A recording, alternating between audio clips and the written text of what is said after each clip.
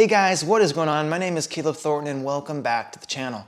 Today's video we're going to be taking a look at this beast sitting right next to me, the Alienware Aurora R11, which was released just earlier this year. If you're someone that's not the most tech savvy or doesn't have the time or know-how of picking out components and assembling them together into an actual functioning computer, then a pre-built like this might be a good option for you.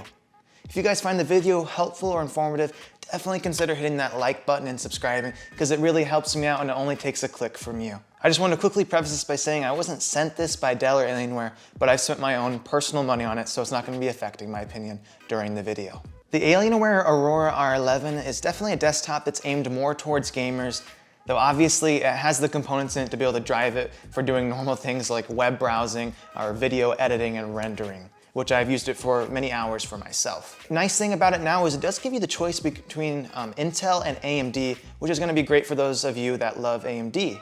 And then respectively with those brands, of course, you're able to select different parts to your liking. Some of the new things that the R11 is boasting is now they are using Intel's new 10th gen core processors and their new graphics cooling solution, which uses a PCIe mounted heat exchanger. The website makes it very easy to customize your R11 to your liking.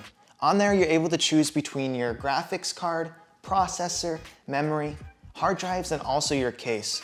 It's really nice being able to have these choices because you're able to fine-tune your PC to what you want or need it to do and customize it to your liking. On their website, they also have a cool feature which allows you to be able to gear check the components you picked out to see how they're going to perform in a few different titles and what kind of frames you can expect in either 1080p or 1440p, and also if your rig's going to be compatible for VR gaming.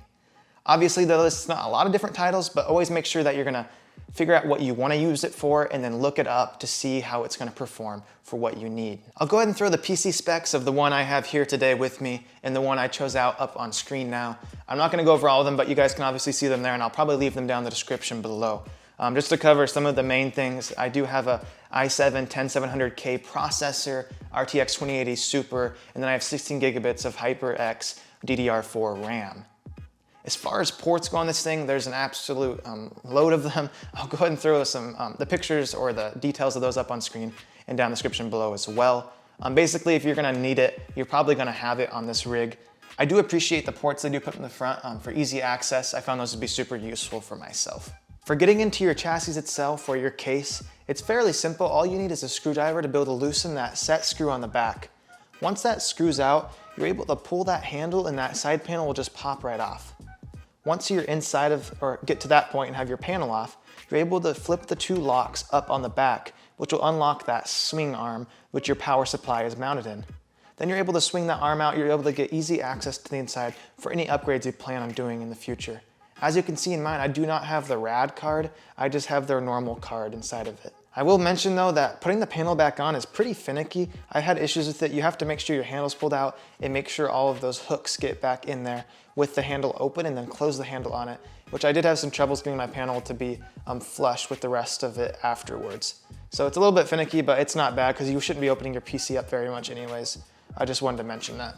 One thing I want to quickly mention is that Dell or Alienware pretty oftenly run deals on their PCs. It's actually why I ended up going with this one myself. I already was looking into getting a PC and we needed one, and they ran a deal on this which discounted to almost $400. So if you're thinking about getting a PC or you're looking at some, it might be a good idea of just waiting a little bit to see if a deal is going to come around, especially with Black Friday coming up and not too long as well. Let me know down in the comments below if you guys have had good experiences with pre-builts, and if so, what brand. Let's go ahead and get to some of the performance that the R11 offers.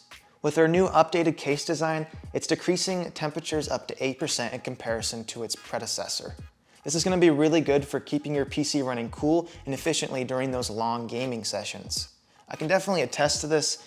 I've run some resource-intensive or demanding games such as Destiny 2 at 1440p with maxed out settings for hours and the temperature's never getting above 60 degrees Celsius. Something that's been an issue with some of the older models has been the really noisy fans.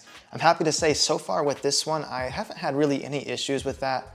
I have noticed a little bit of fan noise when it's at idle, but besides that, most of the time I'm gonna have a headset on anyways or audio playing through speakers, so I'm not really gonna hear that. But as you can expect, if you're doing something resource intensive on your computer, those fans are gonna start revving up a decent amount to keep your PC staying cool. The R11 also is either gonna come with a 550 or a 1000-watt power supply depending on what components you pick out during your configuration. The 1000-watt power supply does seem pretty overkill, but it's just nice at least knowing that you're going to be future-proofed for any upgrades you make down the line.